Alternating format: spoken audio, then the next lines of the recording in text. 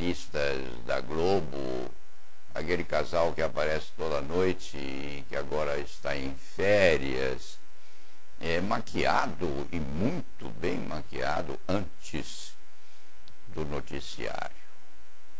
Não se cuida deles, mas há um comentarista que, se sorrir,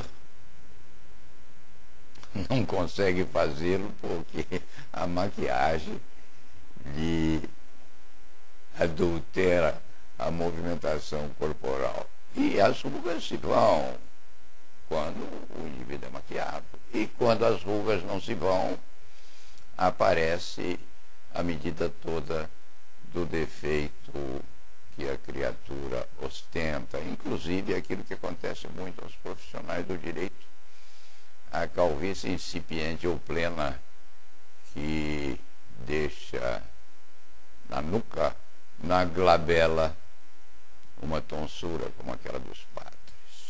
Os comentaristas espertos, os que se dão muito ao uso da televisão, profissionalmente ou não, sabem que há ângulos que não devem ser focados. Os juízes, dentro desse debate da Suprema Corte, não podem se preocupar em expor menos à televisão os seus defeitos, porque estão a se pôr no meio da contradição, do contraditório. Mas, queira-se ou não, é preciso que a imagem seja preservada. Daí o fato de um mais novo, quem sabe, recém-entrado no Supremo Tribunal Federal, precisar ou fazer uma certa pose para fotografar ou filmar bem.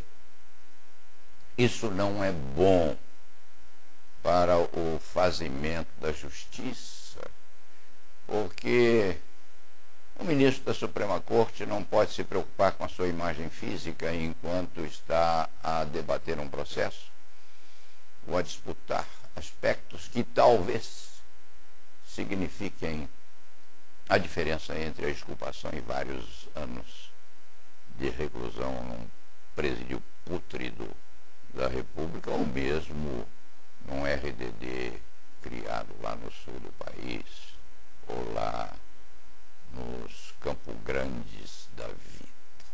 As coisas são assim. O ministro Eros Grau tem razão, quem sabe.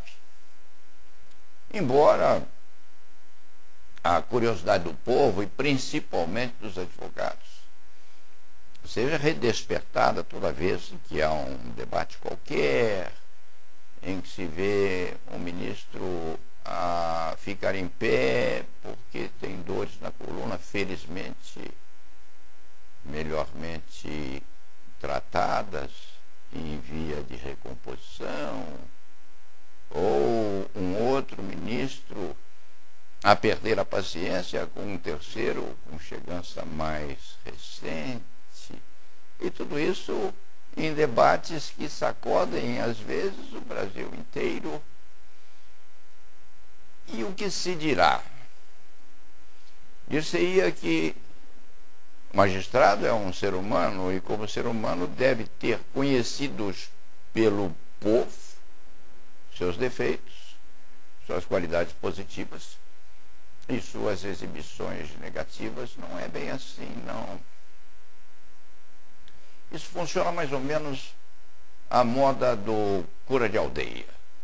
Aquele que fica encostado à porta da igreja com as suas meias vermelhas esburacadas, a sua beca, a sua bata, a sua vestimenta de padre, às vezes devorada pelas traças, e fica encostado à porta da igreja, na missa de domingo, a ver passando a Mariazinha, o Pedrinho, o José, o Paulinho, e a expectar que daí a pouco na missa há de discutir, ou há de concordar, ou há de dissuadir alguém do cometimento de uma falta qualquer.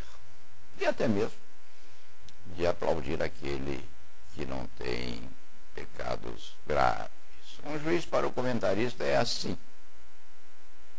Então, embora fique satisfeito e amavelmente devotado a assistir um jogo de futebol dentro do qual um partícipe seja um magistrado excelso, tem receio muito grande de que durante o jogo o magistrado leve uma pernada de alguém que com ele não esteja muito satisfeito.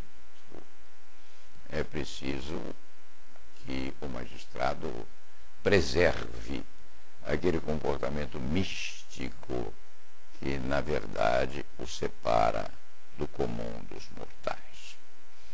O cronista, aos 75 anos de idade, pensa ainda em concordar com o ministro Eros Grau. Os debates na Suprema Corte devem ser feitos com a discrição possível, no sentido de se preservar o homem e de se mostrar mais tarde a publicização de suas decisões, porque o entremostramento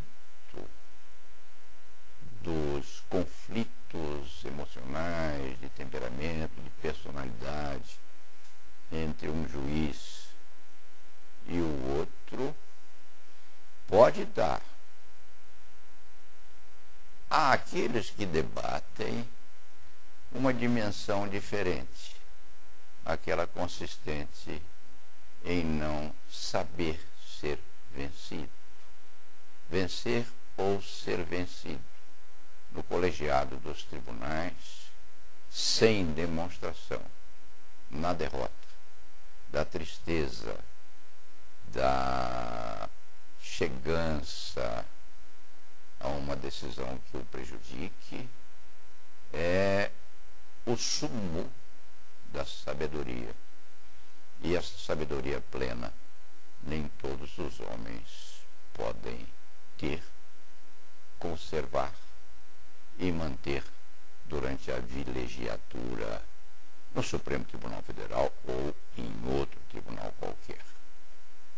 O ministro Eros Grau volta à vida comum e é muito bem recebido com abraços pela classe jurídica, principalmente paulista.